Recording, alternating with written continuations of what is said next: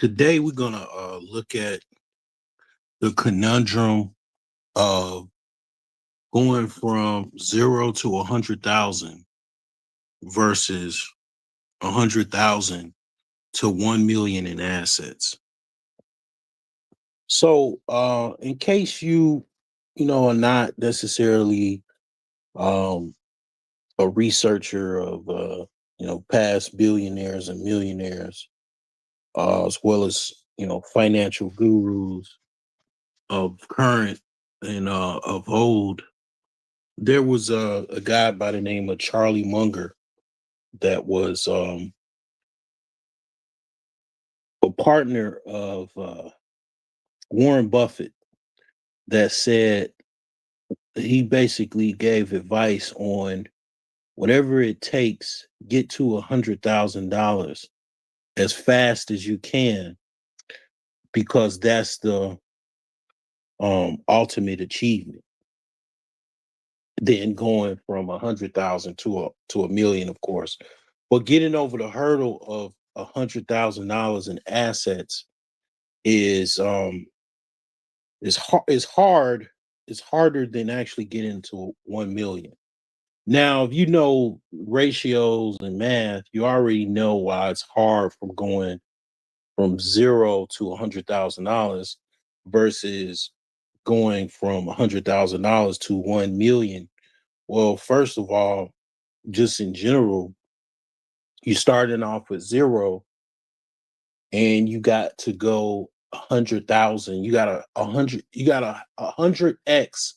It's 100. The ratio is 100x versus actually it's 100,000x versus going to 10x $100,000. So in case you just wanted to get the short end of the stick and you didn't want to, basically listen to this whole entire live stream, that's it. Like basically it's math. Going from 0 to $100,000 is very, very difficult because of the ratio versus the ratio to just go from $100,000 to a million is only a 10x difference versus going from 0 to $100,000 is 100,000x. Okay. So that's why it's hard. That's why it's hard for you. It's hard for me. Hard for a lot of people. Now some people do have some benefits. Some people kind of, I don't want to say cheat, but they do things that other people won't do. Like for example, people that do things that are, let's just say for example, like sex work. Like if you were in sex work, let's just say if you're a woman in sex work, you probably would, it would be like the equivalent, depending on what your body looks like, depending on how you're marketable, how you can market your own, links and whatever, OnlyFans or whatever. You could literally, a lot of women have already done this. They put on a jetpack and actually make a whole bunch of money. They might not know what to do with it once they make it, other than buying stuff. But women do have the ability, in my opinion, to use their looks and beauty if they have it to make income. Even women that are not necessarily look good, they might have a nice body, but they don't really look good in the face. They can still make money. Um, you know, basically using their feminine wiles. Some more directly than others. I mean, that goes into obviously the oldest profession known to man. But yeah, women do have the ability to put on like a turbo booster and actually make some type of income, whereas men don't necessarily have. Men are a harder sell.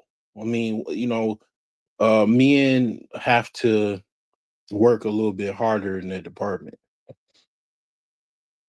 But yeah, going from 0 to $100,000, we're gonna look into that. Uh, right now. It's probably not going to be that long. But this comes to mind because basically, as the thumbnail with the Grim Reaper, I've already achieved the $1,000, the $10,000. So I'm, trying to turn two and basically get to this $100,000 mark. So in my situation, I'm just all I have to do is basically 10x. Okay. If I can 10x, then I can get to $100,000. And then 10x again, of course, $1 million mark. But we're gonna look into this. Okay. Why is getting $100,000 harder than getting from $100,000 to 1 million? Well, I already explained it. We're gonna explain it further. So, um, the basically the first $100,000 is a test of your financial discipline and habits. That's the short answer of why it's hard to go from zero to $100,000 versus $100,000 to 1 million. To get to that first $100,000, it is a test of your financial discipline and habits. Like for me, um, I've been like really, really going through it for like the last several years. Like, um, I anticipated that I was actually gonna have kind of more close to half of at least a half of $100,000. I was at least going to be halfway there. I assumed that I was going to at least be halfway there. And that was due to me selling some real estate, but it didn't work out like that. Um, but basically, I was able to get whatever I can get. But the last 5 years, the last several years have been, a gradual rise, but it's been very, very difficult. Very difficult. A lot of momentum, but very slow. Very slow momentum, but momentum nonetheless, right? But again, that first $100,000 is a test of your financial discipline and habits as well. Okay. I think mostly everyone has habits, right? Everyone has some type of habit. Okay. Um, so basically, let me see here. Yeah, everyone has habits, right? That those habits, like, okay, usually most people's habits are pleasure focused, like sex, drugs, uh, overeating, right? Alcohol or drinking, right? Those are like the four horsemen of what people struggle with as far as bad habits. Okay. You could even call it the seven deadly sins, right? Because sex is lust, um, overeating is gluttony, and what did I say else? Did I say drugs and whatnot? That's also gluttony to a certain extent, or sloth, a combination of gluttony and sloth, or just basically, um, I guess you could just say it's just substance abuse all in general. But that's what most people struggle with as far as bad habits, and you could say that's why most people have issues. Like, for example, like I'll be on Twitter quite often, and if I'm not on Twitter, I'm on Facebook. And I remember seeing Delonte West. In case you don't know who Delonte West is, um, Delonte West is a former. NBA player. He played in the NFL for a brief period of time, and he had some issues. He got basically he was no longer able to play. No other teams wanted to pick him up, and he basically drifted off into obscurity. I mean, basically he's homeless on the street begging for change. This guy was a multimillionaire NBA drafted NBA athlete. Okay. He played with LeBron James. Unfortunately, at that time he didn't he was kind of getting into it with LeBron, or it was just a differences of different just it was kind of what you want to say, it was kind of a toxic locker room because Delonte made a mistake of sleeping with LeBron James' mother. He's having sex with LeBron James' mother, and that was just, that was just too, that was embarrassing for um LeBron, so he had to change teams. Um, that's messed up to his legacy as well because your mom sleeping with your teammates, it just doesn't go well, right? It just doesn't go well. Like, it's a shame because that doesn't have anything to do with LeBron.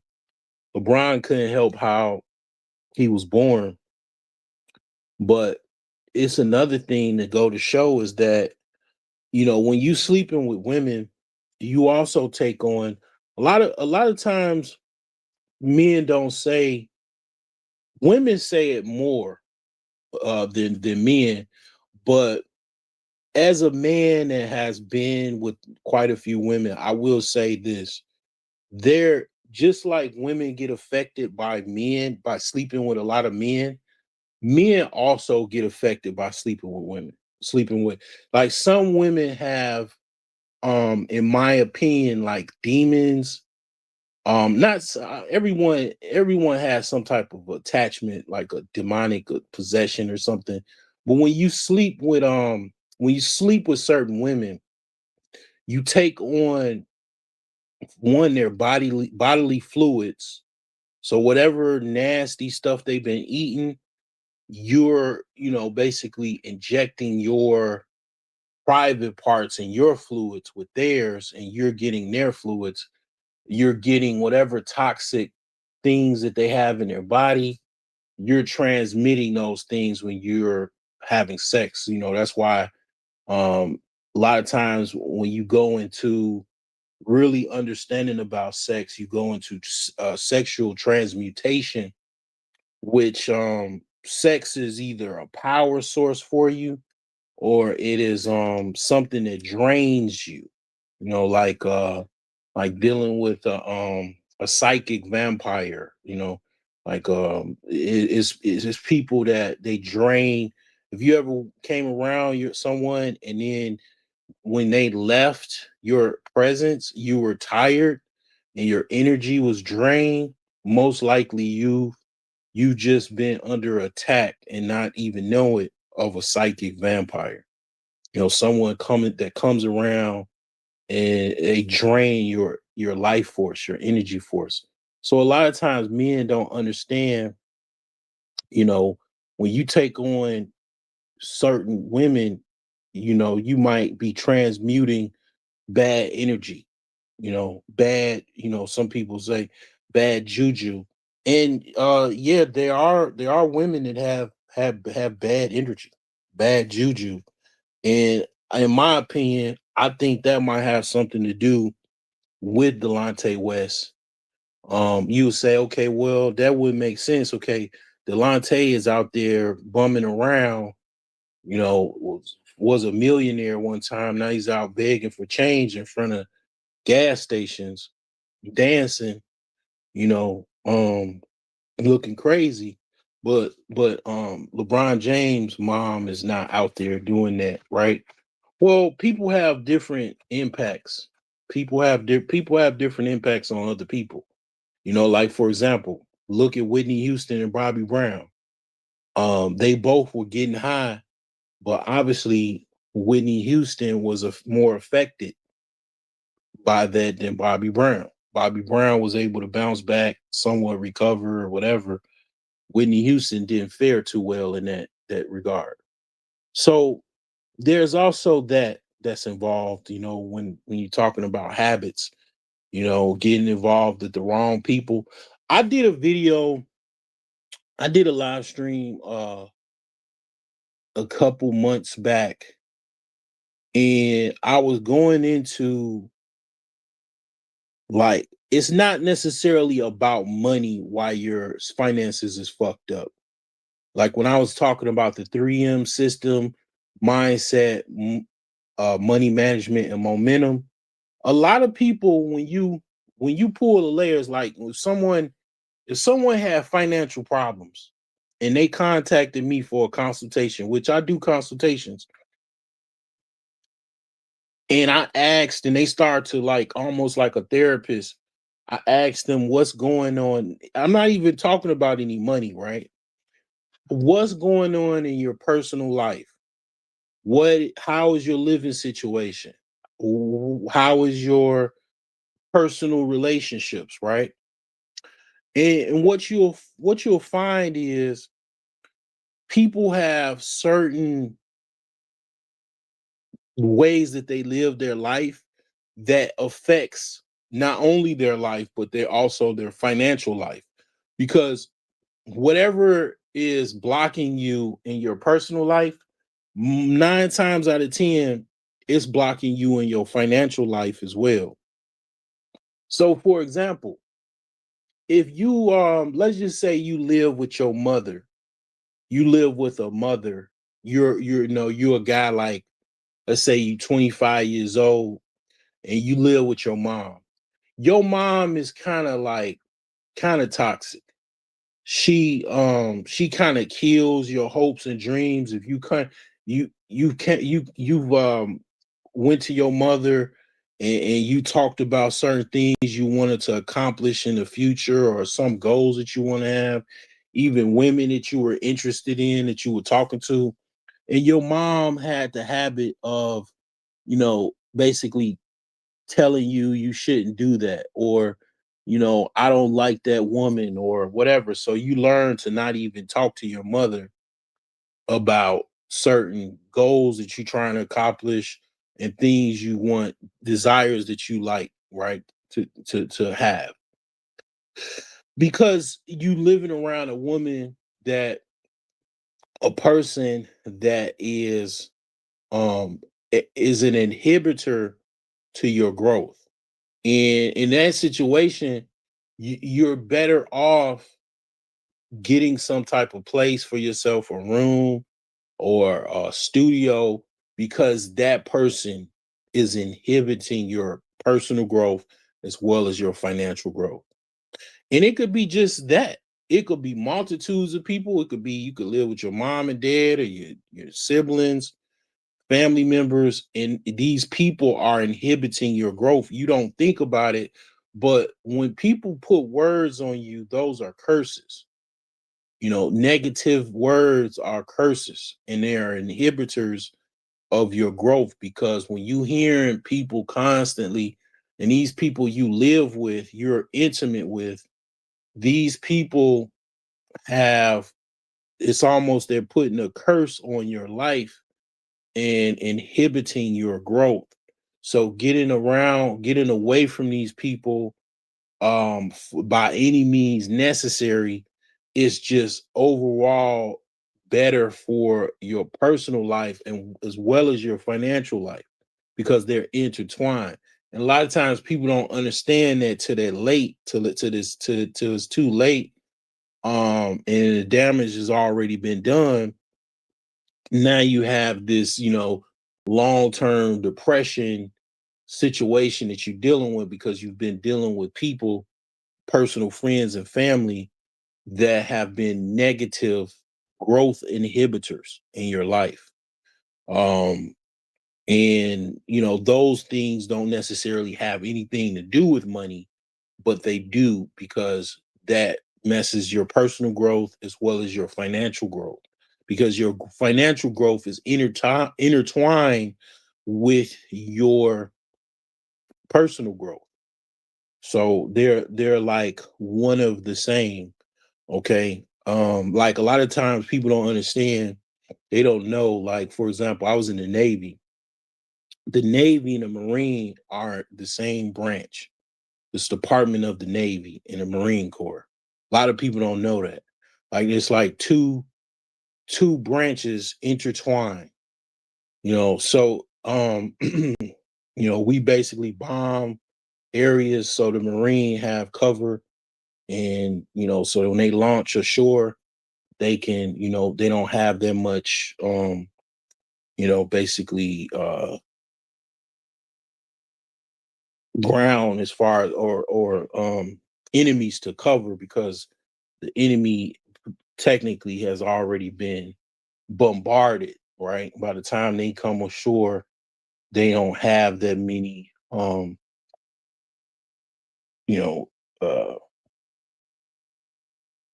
enemies to engage in. They have less enemies. They got more cover to basically move about, to advance, right?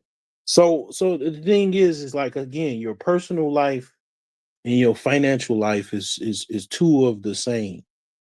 And a lot of times people, when you start to pull the layers back of how their life is right now, and the habits that they have, the people that they're around, has a determination of why they're in their financial situation, bad or good.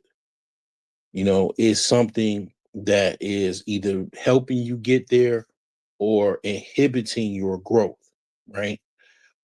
So those are important. Daily habits like getting up, organizing your room, organizing your house, organizing your living spaces, organizing, your house is important, so you could easily be able to find things. You can, basically have less clutter. A lot of clutter leads to a lot of problems and depression, a lot of bad thoughts, a lot of bad energy. All of this is based off of a lot of things in your home that just doesn't need to be there. Clutter, right? Those don't have anything to do with financial issues, but they do, because they interact, they inhibit your personal growth, thus inhibiting your financial growth. So that's a couple things, so quite a few things that don't really necessarily have anything to do with finances, but they affect your finances. Okay. So going from zero to $100,000, okay, the grind.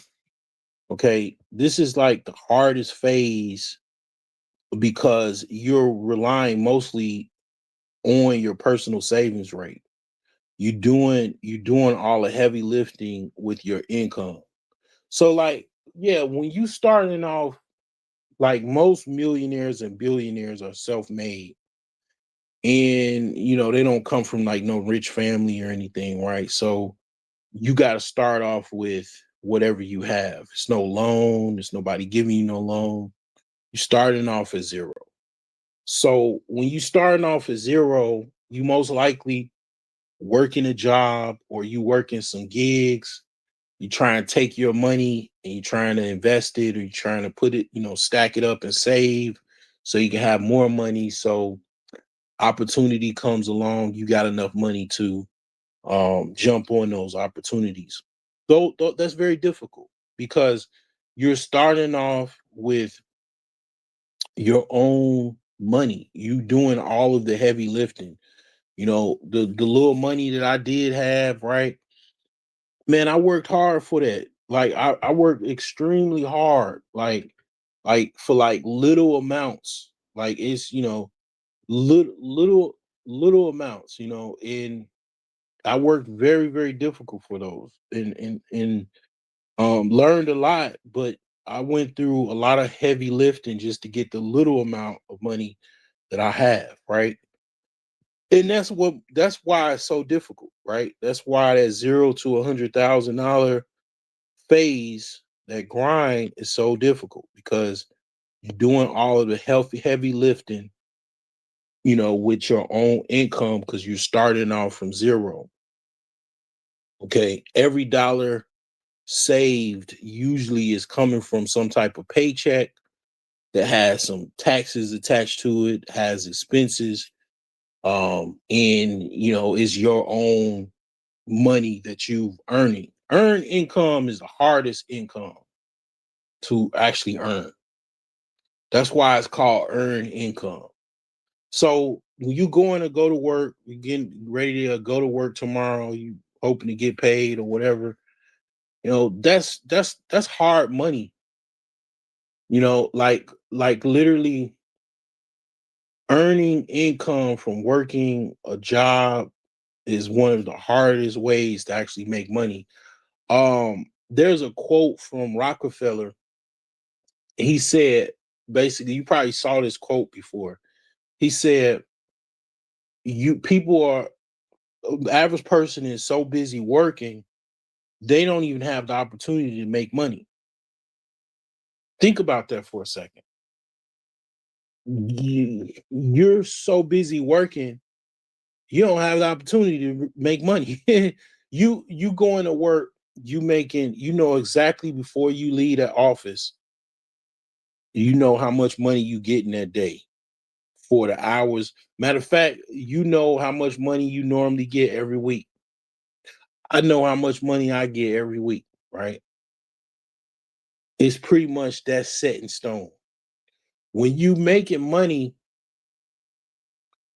like for example, if you got an oil reserve and it's putting out a bunch of oil is pumping out so many gallons of oil per hour per day. You making money, you're making a lot of money, like no matter if you in the bed or sleep, that pump is still pumping that oil out, right? I'm in some oil right now. I'm investing in some oil right now, some oil stocks or oil stock right now.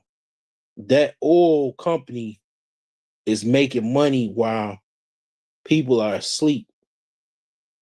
Like that oil refinery, those oil refineries that company owns, while people are, in the bed getting ready to go to bed tomorrow, to I mean today, to get up to go to work. That oil rig is pumping out oil. It's making profits. You know, that's how business works. That's why business makes so much money. You can when you have it on, when you have a business system like that, or any type of business system, it's making money whether you're working the job or not, whether you're working there or not, is making money. It's a system. Like when you gotta go to work or punch some clock and go someplace in order to get paid every day or every week or whatever,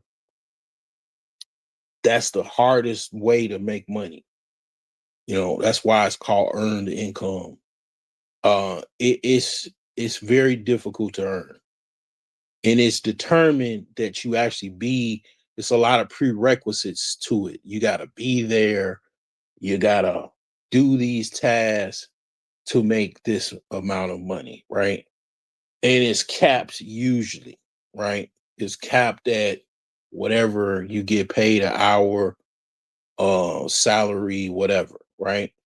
So, business don't work like that. Businesses, when you're making money, it is determined by your efforts. It's determined by your business decisions, your decisions of who you hire. You got employees, they're working for you. They're making money for you. So it's a different paradigm. You're actually making money, right? Versus earning money. It's a difference between earning money and making money. Okay. Um, you don't necessarily make money. You're earning money if you work a job, right? You have to put time in your life, precious time in your life, to work that job, meet those certain requirements for this company to meet their goals, and you're earning money, not making money. You're earning money because in order to make money, money is not necessarily something that you have to that determines you having to go punch some clock somewhere. If you're making money, it doesn't matter if you punch the clock or not. It only matters if you in on something or not, or investing in something or not. Usually, you're not investing, you're not making any money, right? You are investing, you might, if you get made a sound investment, you're making money. Okay. Well, if you work in jobs, you're not, you're too busy working to make money. Okay. So that's why this phase is very, very difficult. Every dollar that you earn comes from your hard earned, um, you know, uh, time that you put into and labor. And then you get some type of earned income from that toil of labor and time that you put in. This requires significant sacrifice, living below your means, budgeting strictly, and avoiding lifestyle inflation or lifestyle creep. Yeah, that's pretty much what I do. I got enough money. I can go buy the car that I was really wanting. I got enough money to do that. I got enough money to go take a vacation and it won't be nothing. I'll be back. I got enough money I could go somewhere for a week and have a good time. I got enough money I could go buy a Gucci belt. I could go buy some Pride. I could buy all of the fashion stuff. And hey, spend a couple grand. Okay, fine. Okay. I got Gucci belt, Louis Vuitton belts, all of these, fashion houses. I got this stuff, right? I can go do that, but it makes no sense for me to do that. I mean, at least right now, it doesn't make any sense. So I don't do that. I have discipline. It's a difference between the 5-year-old me, the 10-year-old me versus the me right now. The me right now doesn't think necessarily, okay, I'm missing out on anything. I'm not trying to impress anyone. I'm not trying to impress anyone. I'm not trying to, look a certain way or whatever. I'm not trying to pretend like anything like I'm well to do or anything like that. I mean, I don't have to do anything. And those things don't even make any sense. One of the things that I have to say about being a real estate investor, one of the things I notice about real estate investment and real estate investing, when you go into these abandoned houses, if you're into that type of thing, one of the things that you notice is a whole bunch of clothes all over the place. You know what happened? Those clothes actually, people pay for those clothes. People get tax money. They get, they go to work. They go. People go to the mall every other weekend or every weekend.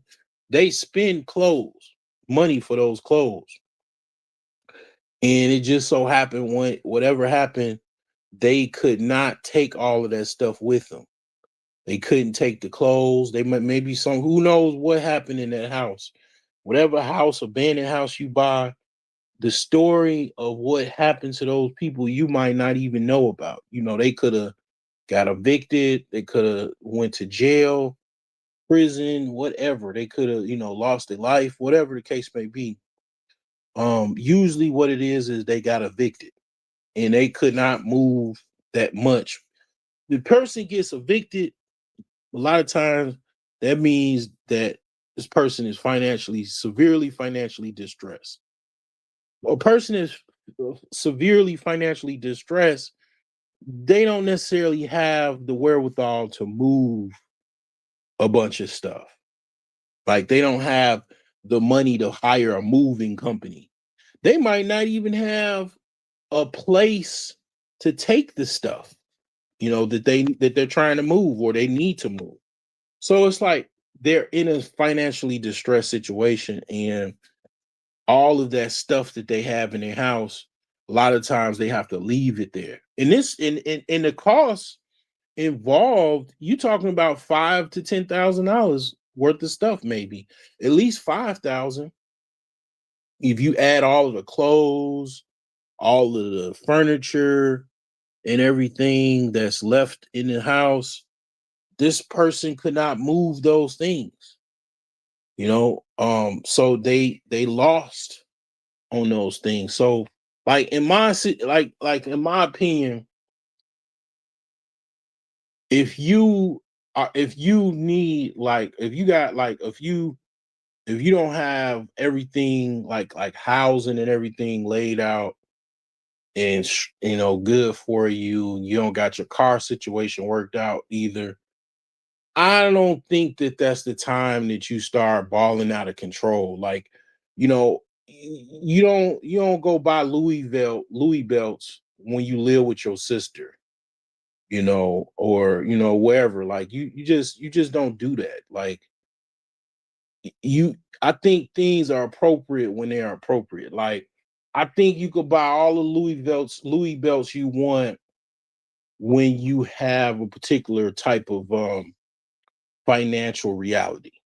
I think that when you got you a nice house and you have financial freedom, maybe don't work, you don't you not you moved out of the employee earned income category and you actually making money from business and investments.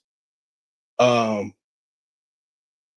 yeah, you could probably go buy you can go to Nordstrom's or Neiman Marcus and go buy you some Louis belts or Gucci belts or Gucci flip flops, whatever you want to buy. I think that you at that point you definitely earned it and you can afford it.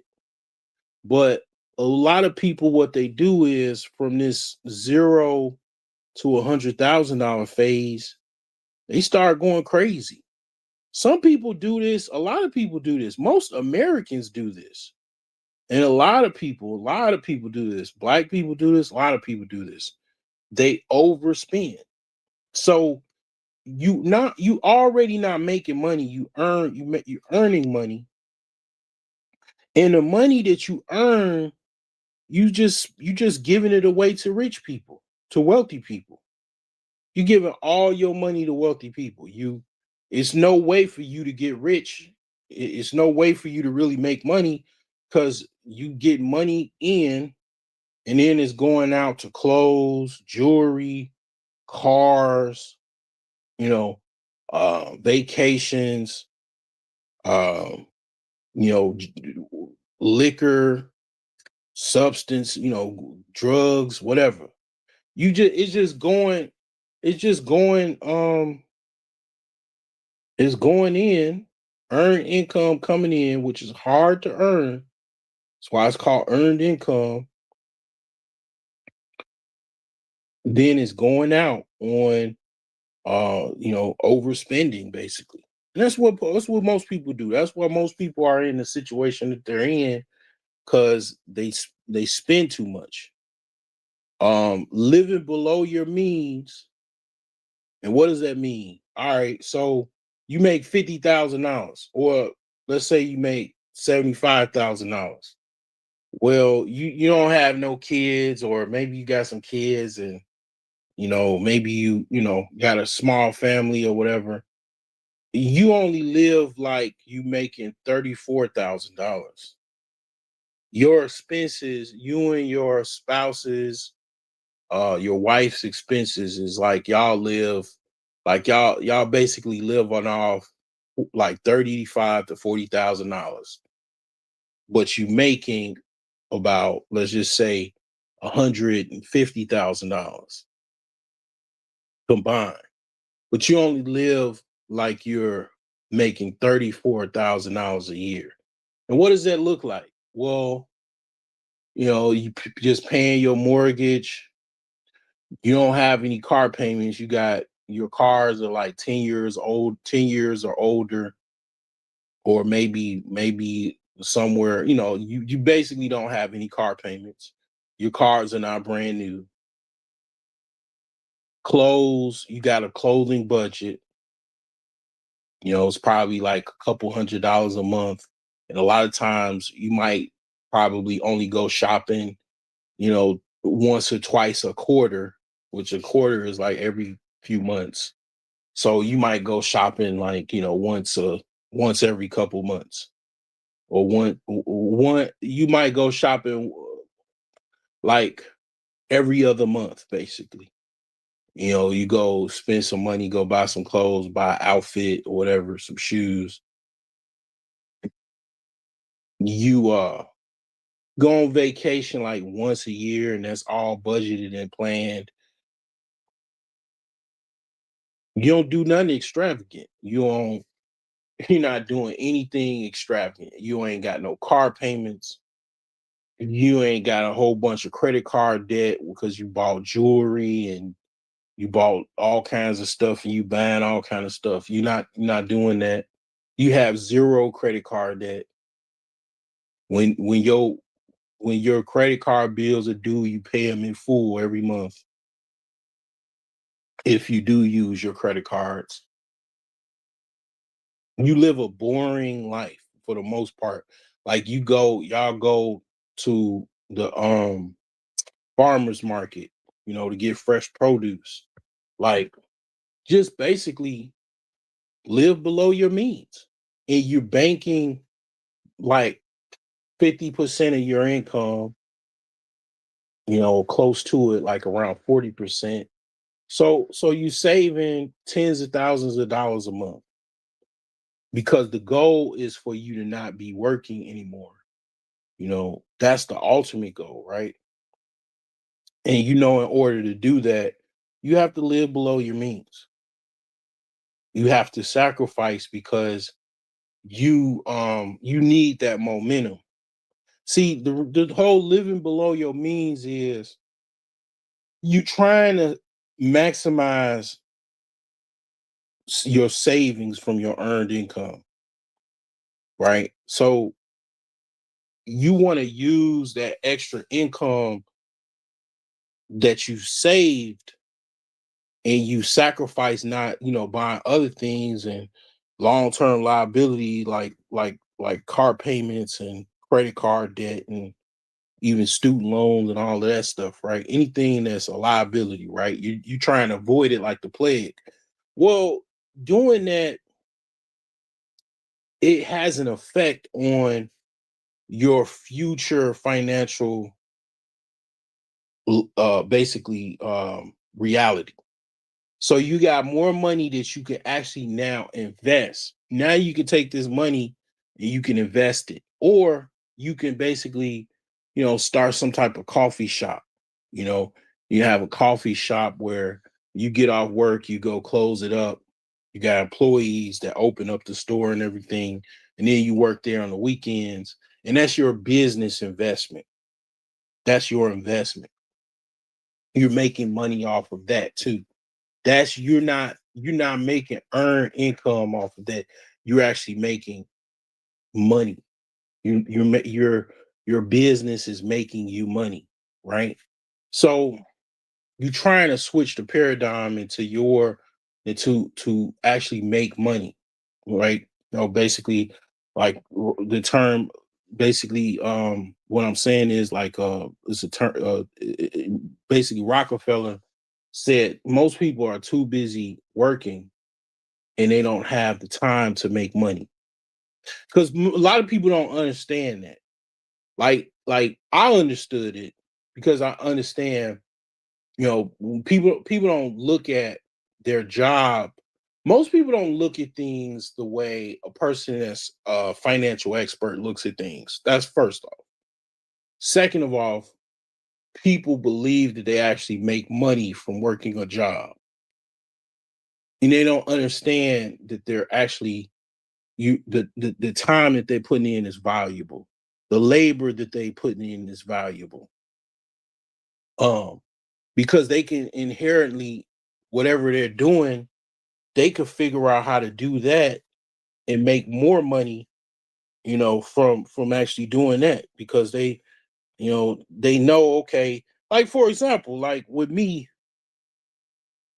I remember when I was working for a healthcare company, and I was fixing a whole bunch of computers. And I remember, like, when I had my business and it was thriving, my computer business, I used to charge 100 something dollars, $120 or something like that, $170 for one computer repair, right? And I used to repair, like, some days like 4 or 5 or even more computers in one day, like sometimes 20 or 30, right? I'll be working on these computers, and I'm giving my labor for cheap to this employee, to this company, because for long-term employment, right? And it's like, yeah, when I said I fix one computer, I make $170, right? And it's like I'm fixing all these computers for dirt cheap, not more, not anywhere near $170, right? An hour. So that's how you get robbed. That's how you get robbed of your labor. But people don't look at it like that.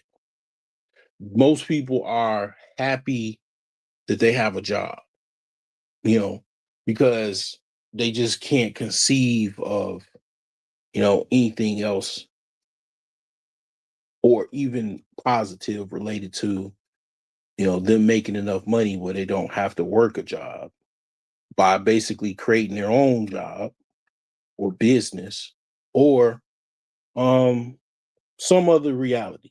That's just how just people think, because this is a system. This is a heavily controlled system that, is very hard for people at the bottom, right? The people from that's trying to go from zero to $100,000 to 1 million. It's very, very difficult. It's very it's a difficult process, especially if you have ethics and morals. It's difficult. If you don't have ethics and morals, you could be sell sex. You could, do all kinds of illegal activities, whatever, um, to make money, right? And it might be easier, might be a fast track. I don't know, but for the most part, it's very, very difficult for the common man to basically um try to make anything without living below your means. Budgeting strictly, right? Um 34% of Americans don't have a budget. Simple budget, that this your money is coming in, money is going out, and these expenses. People don't have that, right? I sell a budget on my page, um on on every video that I have, is a link about under the description of all of my videos. Most of my videos, I have my budget template. It's like $2 or $3. Okay, it's an Excel report, basically, template that you could track your budget. I got a budget calculator on my website, brokegeniuses.com. It's right there. You know, it's just easy to do. It's easy to accomplish, to get a budget. Budget is it's nothing to have a budget. Doesn't cost that much to get a budget going. And avoiding lifestyle inflation. That's what gets people. The whole lifestyle inflation thing really does get people. I'll even say, me in the past, has gotten me as well. Because really, a lot of people don't feel comfortable living within their means, and they just don't even some people just don't have any clue about that. And the thing is that although I don't agree with like Dave Ramsey's method of just going all for, just paying all your debts off and just eating beans and rice, but to a certain extent, I get what the concept is. So, like, when you go out for food, typically food is like what a meal is like usually around 10 to $20 now, right? So, um, every time you go out for food, which body is typically hungry, what every 4 or 5 or 6 hours, you're spending $20. That's not economically sound for you to save money, to live below your means. So buying groceries, you save a little cost. Even getting noodle packs, noodle packs save you money. Every noodle pack that you eat, that was, a meal that you probably would have spent $20 on from DoorDash or whatever. Those things are important. You saving money wherever you can is important. Like, I don't eat out every day. You know, I normally buy groceries. Even I know, okay, I need to go buy groceries. Can't be like, okay, I'm going to eat out every day because, every time you walk into the kitchen, you're like, oh, damn, I don't have nothing to eat. Let me go eat out or let me order DoorDash, which I normally rarely don't. I rarely order DoorDash from me personally, even working for DoorDash. I have actually because I kind of like I'm in a different area and I don't really have my cars are not really I don't want to do any type of delivery anymore because the cars that I have are just don't really I'm not confident in using my cars for commercial vehicles anymore. I would definitely need another vehicle if I wanted to even consider that, or get my current vehicles repaired, which has been a headache with that. But I'm getting ready to probably get something else, but I'm trying to, see what I could do. But um, because I've taken one of my cars to the dealership, my Nissan to the dealership like twice, and I've ran out of options as far as like when you take a car to the dealership and then they can't fix it, it's really like, it's like, damn, you gotta, you know what I'm saying? You that close to just junking the car or whatever, like selling the car, you know what I'm saying? That's where I'm at. So the thing is that I haven't even been doing any DoorDash or anything. And I kind of enjoy that. Like, I miss the days of like not doing DoorDash, not having to do DoorDash even. And it's like, yeah, I kind of like that. Like, I just don't even worry about it. Just save your money. Don't eat out much. Go get groceries. I'm even going to Aldi's, which is typically cheaper than, going to like other grocery stores. My great grandma used to go to Aldi, save money, it's like, you gotta do those important things. Those things are micro, but they add up over time, right? So those are things that I learned to do, to avoid lifestyle inflation. You get some money, you just want to go spend it. I used to do things like that. Like when I was in college, I remember I went and bought a FUBU leather jacket. Like, I mean, I'm aging myself, but this was like 1999. So I went and bought a leather FUBU jacket. It was like $400. I had just got like a refund check from school. I had no idea about the millionaire savings plan, nothing of the sorts, like no financial, very limited financial education, right? Financial literacy. And I just, yeah, just, buying leather jackets. You know what I'm saying? Like this was back in the time where you could buy either Everex leather jacket, or they had FUBU, they had Pelly Pelly. Like leather jackets was a thing because, like, in Chicago it gets cold, so it's certain air, it's periods where you just got you a nice leather jacket on. You're warm, comfortable, and you look cool, right? So that was a thing, But when I bought the leather jacket, I remember having all of this credit card debt. It wasn't even credit card debt. It was like the debit card I used was attached to a bank and it was overdrafting. I just remember sitting on this bed almost to tears, trying to figure out how I'm gonna pay this stuff. I'm away at college, you know, broke is a joke, beyond broke. Um, and I'm trying to figure out how to survive. That's how I learned. That actually helped me learn how to survive. Like being on your own in college, and you don't have I remember times I had no money for food.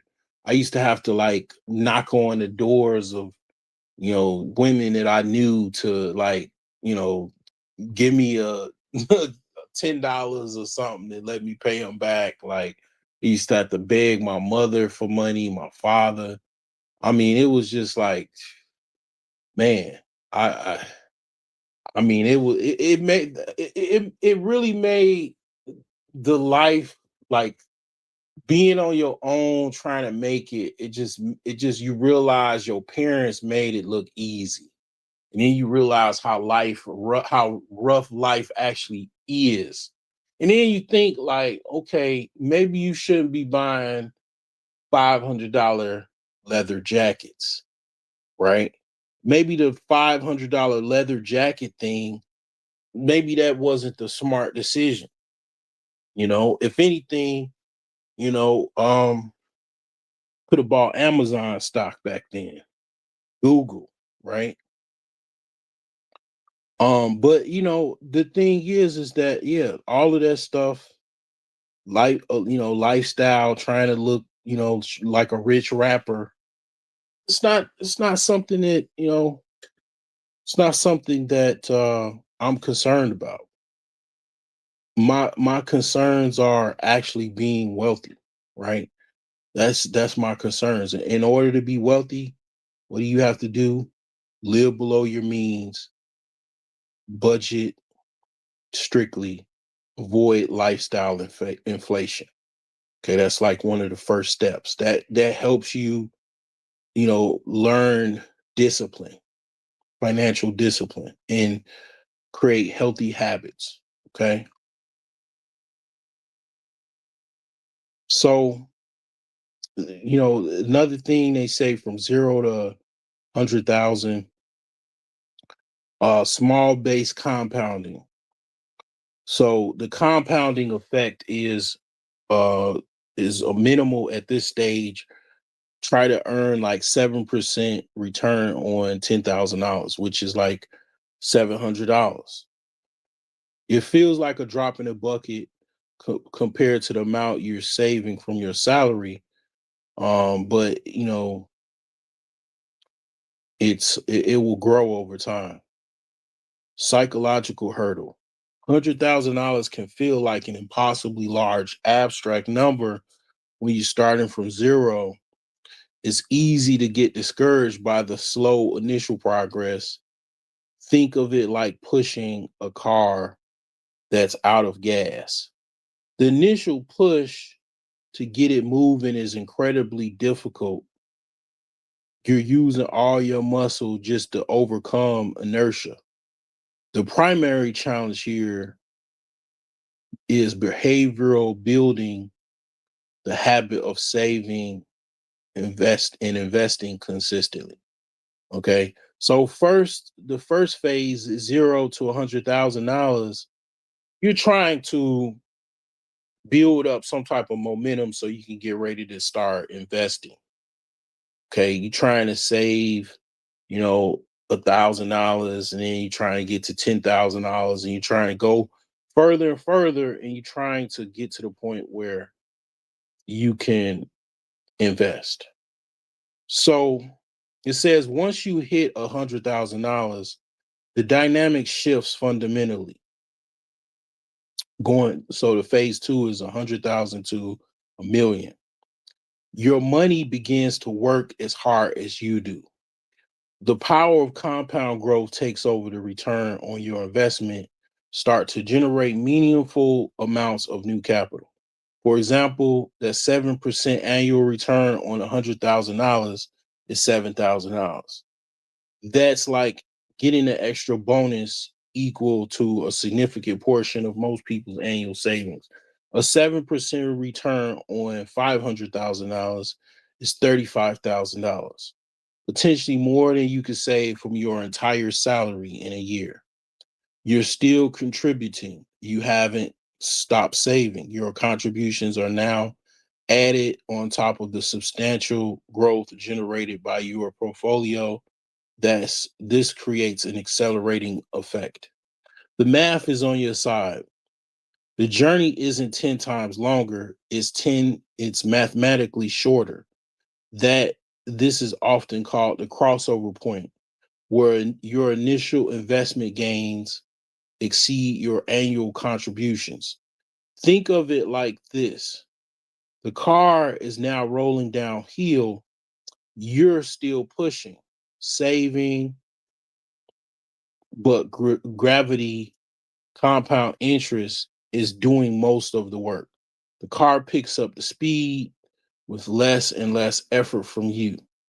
Primary challenge here shifts from behavior to strategic, staying invested, avoiding big mistakes, and managing a large portfolio.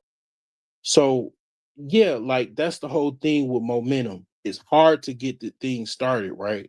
Once you give it the initial push, and then the car starts going down a hill or something like that, you basically, the car is driving itself. The momentum is giving the source of power to get to a certain destination, which is further down the road. So basically, in short, basically, you gotta, it's a lot of things to overcome, but it's all through this journey. You test your character, you test who you are, because a lot of times, here's the thing, right? And this is why people go broke. This is why people, they go to the NBA, the NFL, whatever sports, entertainment, and they go broke because a lot of times people had instant success. Even to be honest, like selling drugs, right? That's not really, that's not like normal. Like people, like, other than selling food, people are not gonna, unless like people really enjoy your food, people are not going to be in no line trying to buy nothing from you like that. Like you got the greatest, like you got the newest iPhone. Like that's because people are so addicted to drugs that the drugs just literally sell themselves, right? So it's not really like reality, you know.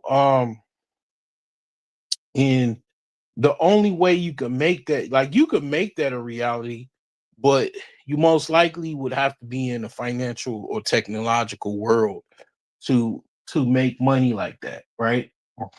Come up with some type of app, software of a service, software as a service, where You charge like a monthly prescription subscription for this, app to do certain tasks or whatever abilities that benefits that this app has. You charge people $8 a month for it. You got 100,000 subscribers, right? Or members that signed up, right? That's $800,000 a month. So it's like, those things are possible, right? But it's like you have to position yourself into making that happen, right? But the thing is that when it comes down to it, you know, it's usually a slow process. And when people make money over time, slowly they learn things and they become disciplined and they build up habits, and they're not going to crash out financially. Like a lot of times what happens with is, you take someone that doesn't have any financial discipline, they don't have any financially know-how. You get them you get them millions of dollars, and they start buying cars, clothes, general stuff, spending money on pleasing people and women and all kinds of stuff, right? And then, once the contract stops, they no longer able to make that money. They don't have any sustainable skills outside hitting the A block and getting to the past the line of scrimmage in less than 2 seconds flat. Like, they don't have the ability to, make that amount of money that they used to make from doing that, because the NFL was the only place they could do that. It's no other place outside the NFL where they can run real fast and get past the line of scrimmage as like a defensive end and get to the quarterback or the running back. That's, they making, $15 million a year as a superstar, defensive end, and then they hurt they spine or they back and they no longer able to play. Well, that $15 million, you don't know anything else to make that $15 million outside of the NFL. And that's the conundrum that most people have. And that conundrum is no longer a conundrum when you learn how to invest, you learn how to make money, how to invest in businesses, you learn how to actually make money to where, okay, you got some people that they made more money off of their businesses and their investments than they ever did in the NFL or the NBA. You know, there's some people, they got for a whole bunch of franchises, and they got with the right people to set them up in business, and they got a bunch of business advisors and consultants, and they got a business group, and they buy a whole bunch of businesses and franchises, like Shaquille O'Neal does that, Jamal Mashburn, he does that. Even a coach that used to play, the coach for Alabama, I forgot his name, Nick Saban. He's got auto dealerships. He's got like auto dealerships outside of him being an NFL or college football coach, college football coach. He's got dealerships where he sells cars, that's got his name attached to it. He got other businesses beside coaching. You don't want to be a one trick pony, you know. That's the whole thing of it. But that's what usually happens. Like, people learn over time how to create money and sustain it. But you give a whole bunch of people, bunch of young people that weren't taught financial literacy and how to invest in money. And not only do they spend it all when they no longer able to play, they don't know how to make any more money. They don't know, they don't all they knew was really how to spend. So it's like, in order to make money, they never taught themselves how to do it. So once that money stops coming in, they know, they no longer have any money.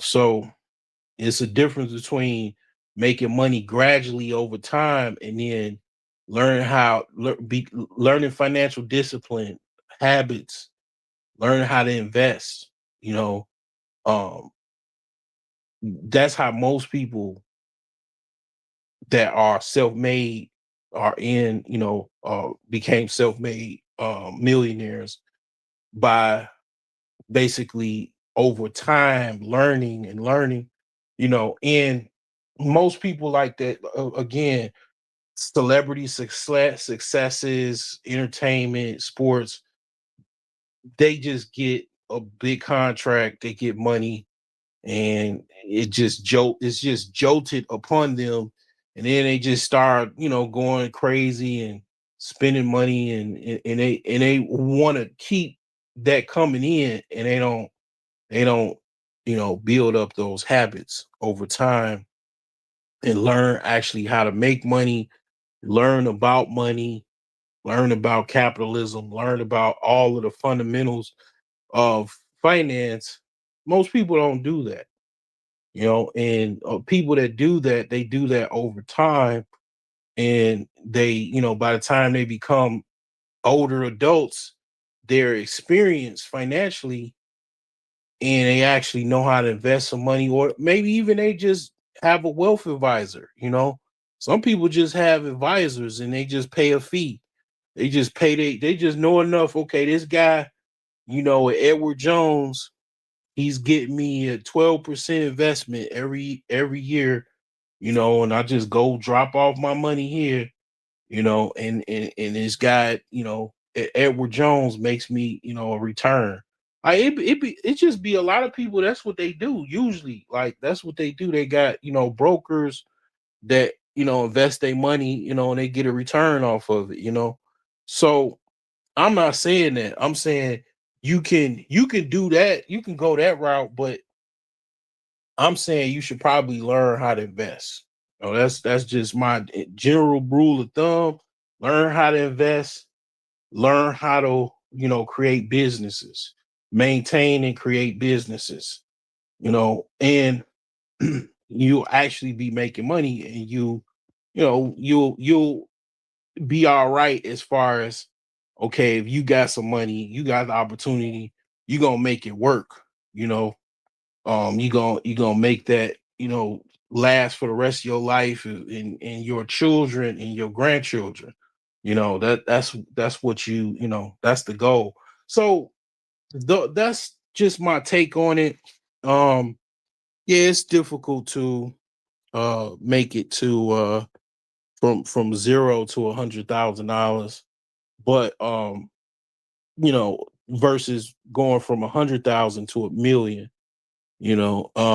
So but it's not impossible. I mean, that's why I just had to make this video, because I just I just realized, like, I'm not too far off. I'm getting there.